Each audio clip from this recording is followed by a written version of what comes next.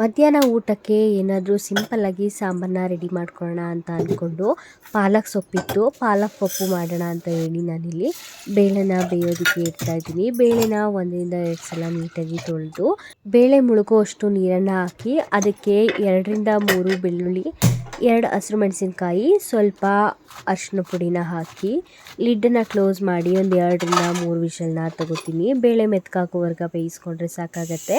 ಇನ್ನು ಪಾಲಕ್ ಸೊಪ್ಪನ್ನು ತೊಳೆದು ಹೆಚ್ಚಿ ಎತ್ತಿಟ್ಕೊತಾ ಇದ್ದೀನಿ. ಹಾಗೆ ಒಗ್ಗರಣೆಗೆ ಅಂತ 2-3 ಬೆಳ್ಳುಳ್ಳಿನ ಜಜ್ಜಿ ಎತ್ತಿಟ್ಕೊಂಡೆ. ಇನ್ನು 1 ಈರುಳ್ಳಿನ ಸಣ್ಣದಾಗಿ ಕಟ್ ಮಾಡಿಕೊಂಡು ಸ್ವಲ್ಪ ಹುಣಸೆಹಣ್ಣನ್ನ ನೆನೆಯೋದಕ್ಕೆ ಇಟ್ಟಿದ್ದೀನಿ.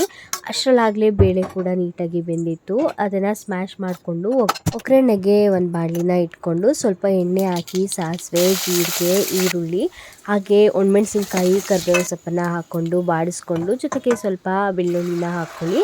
ಟೇಸ್ಟು ತುಂಬ ಚೆನ್ನಾಗಿರುತ್ತೆ. ಇವಾಗ 1 ಸ್ಪೂನ್ ಆಗುವಷ್ಟು ನಾನಿಲ್ಲಿ ಸಾಂಬಾರು ಪೌಡ್ರನ್ನ ಬಳಸಿದ್ದೀನಿ. ಬೇಡ ಅನ್ನೋರು ಚಿಲ್ಲಿ ಪೌಡ್ರನ್ನ ಕೂಡ ಹಾಕ್ಕೋಬೋದು. 1 ನಿಮಿಷ ನೀಟಾಗಿ ಬಾಡಿಸ್ಕೊಂಡು ಹೆಚ್ಚಿಟ್ಕೊಂಡಿದ್ದಂತಹ ಪಾಲಕ್ ಸೊಪ್ಪನ್ನು ಕೂಡ ಹಾಕಿ ಒಂದು ಸತಿ ಫ್ರೈ ಮಾಡಿ ಲಿಡ್ಡನ್ನು ಕ್ಲೋಸ್ ಮಾಡಿ 1-2 ನಿಮಿಷ ಬೇಯೋದಕ್ಕೆ ಬಿಟ್ಟು 3/4 ಭಾಗದಷ್ಟು ಸೊಪ್ಪು ಬೆಂದಾದಮೇಲೆ ಬೇಯಿಸಿಟ್ಕೊಂಡಿದ್ದಂತಹ ಬೇಳೆನ ಹಾಕಿ ಒಂದು ಸಲ ತಿರುವಿ ಸ್ವಲ್ಪ ಉಪ್ಪನ್ನು ಹಾಕಿ ಲಿಡ್ಡನ್ನು ಕ್ಲೋಸ್ ಮಾಡಿ 5-7 ನಿಮಿಷ ಬೇಯಿಸಿದ್ರೆ ಸಾಕು.